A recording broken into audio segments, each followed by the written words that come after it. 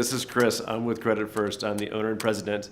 I'm here today to talk to you a little bit about the collection process. I know a lot of us are confused by this process, so I want to kind of go into a little detail. But before I get started, I'm just going to tell you a little bit about myself, how long I've been in the industry, and why I do this wonderful work. I've been in the mortgage world or financial world for the last 20 years. I understand credit for the last 17. I've done anything from commercial lending to residential lending.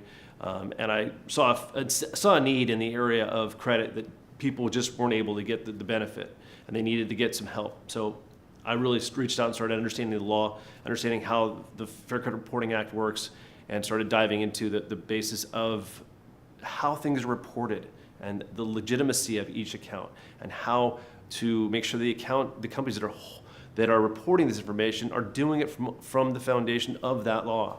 So in the collection process, this is how it works. Let's say you have a credit card with Capital One and you're unable to pay that account. And so after 6 months, Capital has an obligation to basically write off that account. So they charge it off and they'll stick that charge off in your credit report.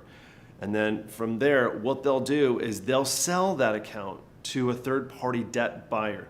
We're going to call that debt buyer Midland Funding. That's one of the companies on the market.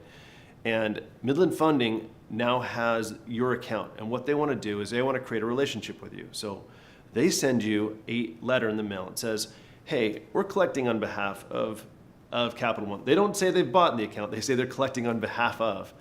The first step when you get one of those letters in the mail, letter is called a Dunning letter.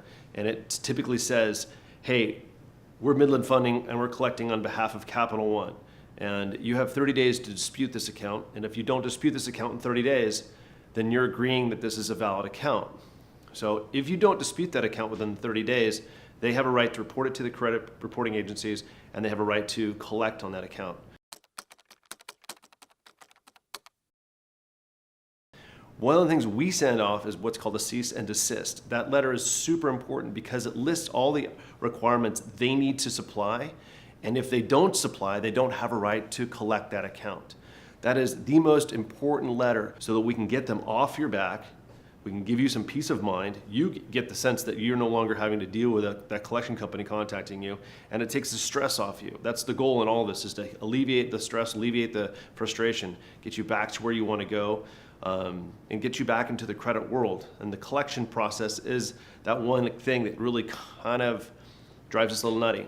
I remember when I first had this happen to me, I was just frantic, not knowing what to do. So I understand the process of how to deal with that initial conflict with having the phone ring all the time. Our goal is to help you gain back some of your own peace and tranquility, take the stress off. So the point of this video is to help you with that process. So if you want our help, we're here to help you, or we can give you some guidance and let you do it yourselves. We love to empower people. We love to see you get past these struggles, these challenges that we all kind of have to deal with in life. This is what our job is. We're here to help you. So if you have a question or have a possible situation you need some help with, feel free to call us. We're here to help. We'll look forward to assisting you in anything you need to do in the future with your credit, and hope we can help you along the journey.